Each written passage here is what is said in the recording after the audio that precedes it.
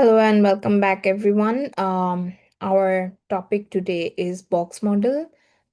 The CSS box model describes how every element on a web page is represented as a rectangular box and how its size and spacing are determined.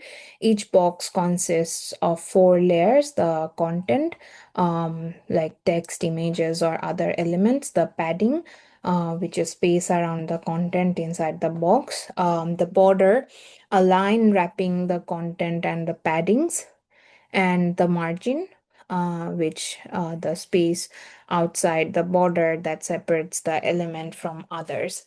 So, understanding the box model is essential because it defines the total space an element occupies on a page and directly affects layout and design. Now let's talk about the box model. Every element on a web page is treated like a box, and this box is made up of different layers. At the very center, we have the content box, which holds things like texts and images around the content. We have the padding. This creates space between the content and the border. And then comes the border, which wraps around the padding and can be styled with thickness or color. And finally, at the most outside, um, we have the margin, which creates space between this element and other elements on the page. So, in short, content is what we see. Padding gives breathing space for the contents, border adds an outline, and margin separates the element from others. So, this structure is key for layout and design in CSS. Now that we have seen the structure of a block box model, let's see how we can control it with CSS properties. First, we have the padding property, which sets the thickness of the padding around the content. For example, if padding is set to be 5 pixel, it adds 5 pixel of space inside the element between the content and the border. And next, the border property. If the border is set to be 2 pixel solid blue, um, this creates a blue border that is 2 pixels thick. And finally, we have the margin property, which sets the thickness of the margin outside the border. For example, margin 10 pixel creates a 10 pixel of empty space between these elements and its neighbor element. So padding controls the inside spacing, borders outline the element, and margin handles the outside spacing. So now let's see how the box model looks when displayed in a browser. So every HTML element is treated like a box. In this example, each div is shown with a black background and outlined with a light blue border. So we can clearly see the layers starting from the inside. The content is the actual text or image. Around it, we have padding, which is transparent space inside the element shown here with the element's background color. Next comes the border, which is surrounded both the content and the padding. And finally, outside everything is the margin, which creates space between elements and other neighboring elements. So when you are working with layout and spacing, always remember these four layers: content, padding, border, and margin. Moving on to box sizing, the padding and margin properties in CSS can take between 1 and 4 values, and the number of values determine how the spacing is applied around the element. If only one value is given, the value is applied uniformly to all four sides of the element. For example, margin 20 pixel creates a 20 pixel margin on every side of the element. When two values are provided, the first applies to the top and bottom, while the second applies to the left and right. For instance, margin 10 pixels and 20 pixels mean the element will have 10 pixels margin at the top, but in the sides it will have 20 pixel margin with three values: first correspondence to the top, second to both left and right, and third to the bottom. So if you have 10, 30, and 20 pixels, it gives the element a 10 top pixel margin, 30 on both sides, and 20 on the bottom. And finally, you can also have four values specified. The first will take the top, then right, left, and right, bottom, and left. So for four, remember the first value represents the top, the second one is right, and the third one is not left, it's the bottom, and the last one is left. So now let's look at how we can control padding and margin more precisely. By default, when we use margin or padding, it applies uniformly to set all sides of the box, but sometimes we only want specific spacing on one side. For example, maybe we want extra space at top but not on the sides. So in CSS, we achieve this by adding a suffix to the property name. So instead of just padding, we can say left padding, padding left, or padding right, like this. After padding, we just use a dash and then define where the padding is. So, uh, the same applies to margin and the same applies in border. For example, if I write padding top is 5 pixel, it means I'm adding the padding only above the content and leaving the right, left, and bottom untouched. So this makes our layout more flexible and help us align elements exactly where we want.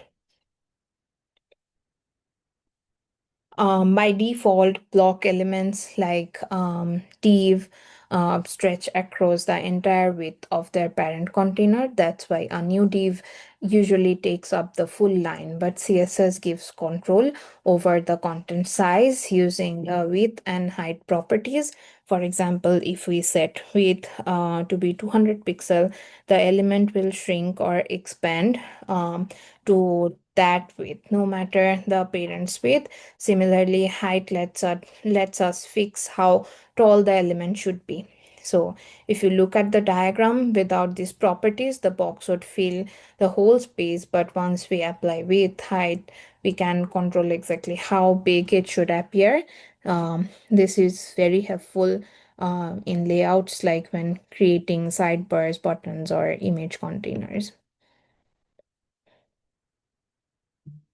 So again, one of the best way to really understand the box model is by using the Chrome Dev tool. With it, you can inspect any element on a web page and instantly see its margin, border, padding, and content. So here in the screenshot, you can see the header 1 element is selected. The yellow area represents the content, and which is 509 pixels. So this blue area is actually represents the header 1 content, and you can see its pixels. So this feature is extremely helpful when debugging with your layout issues. Next, border styles. So border in CSS allow us to add outlines around elements, and they are very flexible.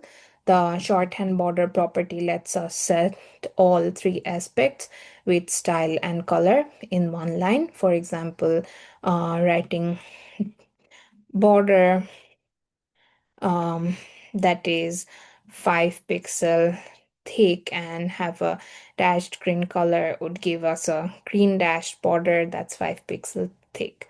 So we like it, we write it like this.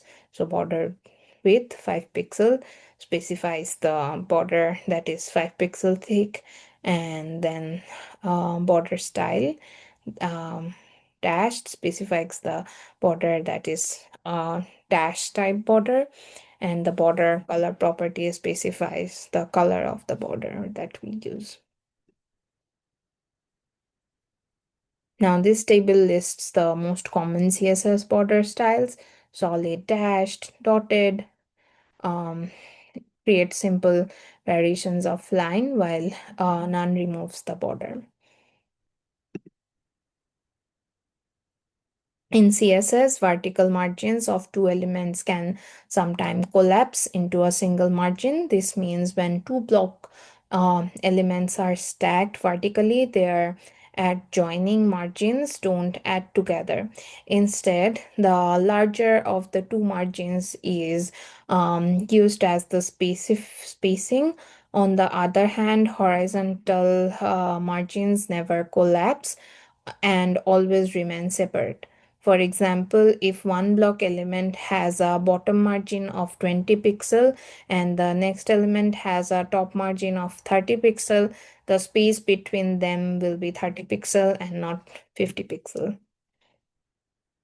So this element shows how margin collapsing works. When two block level elements are stacked vertically, their adjoining vertical margins do not add together. Instead, the browser uses only the larger margin of the two.